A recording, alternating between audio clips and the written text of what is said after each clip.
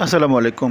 So নতুন একটা শিরোনামে একটা আলোচনা করে আলোচনাটা হচ্ছে চোরদের সংগঠন এবং বাংলাদেশের রাজনীতি।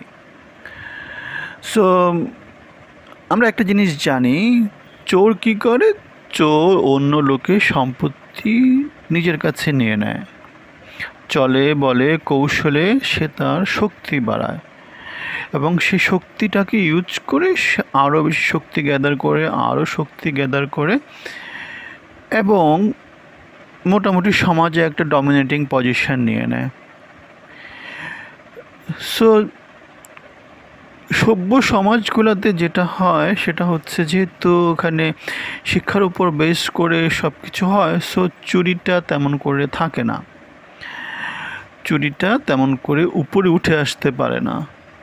কিন্তু আমাদের মতো সমাজে যেখানে একটা বিড়ি দিলে লোকজন ভোট দিয়ে দেয়, একবেলা একটু বিরিয়ানি খাওয়া দিলে 1 বছর ধরে তার জন্য চামচাগিরি করে ফেলে। সো এই যখন আমাদের সমাজে অবস্থা, সো এখানে টাকা দিয়ে, মানে চুরি করে সম্পত্তি অর্জন করে টাকা দিয়ে সে অনেক অনেক ছোট ছোট অভাবী লোকজনকে সে তার দলে নিয়ে আসতে পারে এবং আলটিমেটলি কী করে, সে নানা রকমের প্রক্রিয়ায়, গণতান্ত্রিক প্রক্রিয়া হোক, এই প্রক্রিয়া হোক, ওই প্রক্রিয়া হোক, সে কী করে,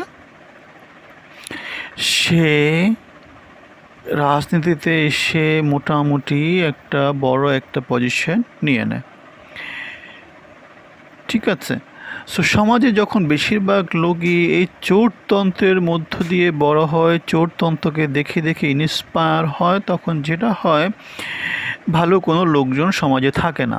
ব্যবসায়ী থেকে শুরু করে, চিকিৎসক থেকে শুরু করে, ইঞ্জিনিয়ার থেকে শুরু করে সবাই মোটামুটি এই ক্রিপ্টোক্রেসি, যে চোরতন্ত্র দ্বারা প্রভাবিত হয়। একটা উদাহরণ দিলে সেটা বোঝা যায়, বাংলাদেশের সমাজে কিন্তু বুয়েটে যারা পড়াশোনা করে, বুয়েটে যারা ছিল, বুয়েটে যে পরীক্ষা পদ্ধতি সব কিছু এক্সট্রা অর্ডিনারি,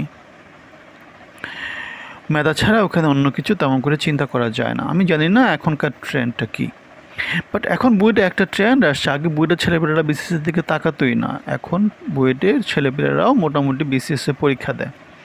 কেন পরীক্ষা দেয়? কারণ সমাজটা হচ্ছে ক্রিপ্টোক্রেসি, চোরতন্ত্র। সো দেখে দেখে মানুষ বুঝেছে যে চোর চোর চুরি হচ্ছে, প্রশাসনের চুরি হচ্ছে, পুলিশে চুরি করে, কাস্টমসের চুরি হয়, ট্যাক্সেশনের চুরি হয়, ইঞ্জিনিয়ারিংয়ে চুরি হয়, কিন্তু ক্ষমতাটা ওদের মতো নাই। সো আমি ইঞ্জিনিয়ারিংয়ে থাকবো না, আমি ওদের মতো চুরি করব, ওদের মতো ক্ষমতা পাবো। ঠিক আছে।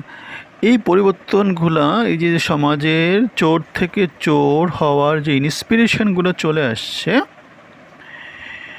ব্যবসায়ী, ভালো ব্যবসায়ী চোরে হয়ে গেলে, যেমন আমি কোথায় জানি পড়েছিলাম, কোথায় মানে স্বাভাবিক, সালমান এফ রহমান তিনি কিন্তু স্বাধীনতার আগে থেকেই মোটামুটি ছোটোখাটো ব্যবসা করতেন, সৎ ব্যবসায়ী ছিলেন। ঠিক আছে। চোরতন্ত্র যখনই তার মধ্যে ঢুকে গেছে, চুরি করে প্রবণতা যতই তার মধ্যে চলে আসছে, তিনি চুরি করে প্রচুর সম্পদ বানিয়েছেন, কিন্তু আবার ক্ষমতার পট পরিবর্তনের পরে তার কিন্তু পতনও হয়েছে। এখন একটা কথা হচ্ছে হেল ইনফার্নো, যেটা না হেল, স্বাভাবিক আপনি যখন উপরে উঠবেন, রাজতন্ত্রের পথে যখন আপনি হাঁটবেন, আপনাকে এই জিনিসটা মেনে নিতে হবে। চোরতন্ত্রে আপনি যখন উপরে উঠবেন, আপনাকে এই জিনিসটা মেনে নিতে হবে। একটা খুব সুন্দর মুভি ছিল, সুন্দর মুভিটা হচ্ছে গডফাদার। ধীরে ধীরে ধীরে ধীরে চোরি, মানে ছোট মানুষ আস্তে আস্তে আস্তে আস্তে চুরি চুরি চুরি চুরি স্মাগলিং করে করে সে বিশাল বড় হয়। কিন্তু বড় হয়ে সে যখন মরে যে আমি এই চুরিধারি ব্যবসা থেকে আমি বরং ধর্মীয় ব্যবসাতে যাব, সে ধর্মীয় ব্যবসার মধ্যে গিয়ে দেখে যে জিনিসটা আরও অনেক খারাপ, সেখানে আরও বড় বড় চোরগুলো সব বসে আছে। এবং সে যেহেতু চুরি করে করে বড় হয়েছে, তার যেহেতু বড় নেটওয়ার্ক আছে, সেখানে কিন্তু সে সারভাইভ করেছিল, কিন্তু ধর্ম ব্যবসার মধ্যে সে সারভাইভ করতে পারেনি। কারণ সে যখন ধর্মের মধ্যে গিয়েছে, তখন দেখেছে তার চেয়ে বড় বড় চোরগুলো সেখানে বসে আছে এবং সে কিন্তু সেখানে মারা যায়। তাহলে যেটা বলতে চাচ্ছি সেটা হচ্ছে, চোর চোর চোর চোর চোর, আমি ভালো হয়ে যাব, ভালো পথে সে গেল, কিন্তু ভালো পথে যখন সে যাবে, মানে যে চুরি করতে বড় হয়েছে সে যখন অন্য একটা পথে যাবে, অন্য পথকে যখন তার ভালো মনে হবে, সে ভালো পথের মধ্যে কিন্তু আবার আরেক রকমের চুরি অন্য কিছু আছে। সো সেখানে সে টিকতে পারবে না, ঠিক আছে? সেখানে আবার অন্য একটা গুরুত্ব আনফেয়ার প্র্যাকটিস করে। সো সমাজের মধ্যে ফেয়ারনেসটা খুব বেশি নাই, যেটা আছে সেটাও নির্বাচনী ভোটের মধ্যেই আছে। নির্বাচনী ভোটের মধ্যে যদি আপনি ফেয়ারনেস এনশিওর করতে না পারেন, তাহলে বাংলাদেশের সমাজে যেটা হয়েছে গত 2008 থেকে এই যে 2024, 16 বছর 17 বছরের এই সময়টার মধ্যে ওই জিনিসগুলো দেখতে পাবেন। প্রচণ্ড রকমের বৈষম্য আসবে, প্রচণ্ড রকমের ফ্যাসিজম আসবে। সো প্রচণ্ড রকমের এক নতুন চুরি তৈরি হবে,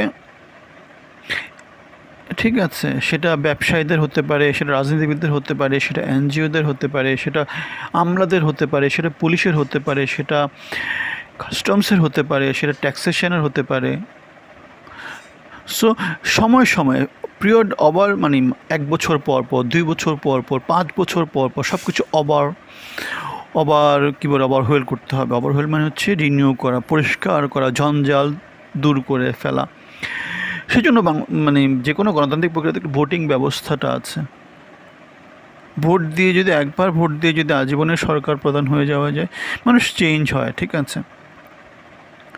সেজন্যে এই জিনিসটা করতে হবে। এই জিনিসটা না করলে জনগণ সবসময় লাইমলাইটে রাখতে হবে, ফোকাসে রাখতে হবে, রাডারে রাখতে হবে যে তুমি কী করছো আমি কিন্তু দেখছি, তুমি কী করছো আমি কিন্তু দেখছি, ঠিক আছে? ভিজিবিলিটি, সেজন্য সরকারকে সবসময় দেখাতে হয় যে আমি তোমাদের জন্য কাজ করছি, তোমরা শান্ত থাকো। দ্রব্যমূল্য কমায় রাখতে হয়, ইন্ডাস্ট্রিয়ালাইজেশন বাড়াতে হয়, চাকরি বাকরি বাড়াতে হয়, কর্মসংস্থান বাড়াতে হয়। যেমন আমেরিকাতে একটু কর্মসংস্থান এদিক ওদিক হলে কিন্তু সরকারের গ্রহণযোগ্যতা একদম কমে মাটিতে নেমে যায়। সরকারের সবসময় চেষ্টা থাকে আনএমপ্লয়মেন্ট রেট যাতে কমাতে পারে, এমপ্লয়মেন্ট যাতে বাড়াতে পারে। সেটা যে কোনো পলিসি দিয়ে, বেসিক্যালি 2টা পলিসি থাকে, মনিটারি পলিসি এবং ফিসকাল পলিসি। অর্থ মন্ত্রণালয় এবং বাণিজ্য মন্ত্রণালয়, বাংলাদেশের এই 2টা খেলছে হচ্ছে নিজের কাপড় ঠিক রাখতে পারে না এমন লোকজন। সো চোরদের ক্লাব এবং সর্বনাশের রাজনীতি, আলোচনাটা এখানেই শেষ করলাম। আপনার যদি কোনো প্রশ্ন থাকে কমেন্টে জানাবেন। ধন্যবাদ।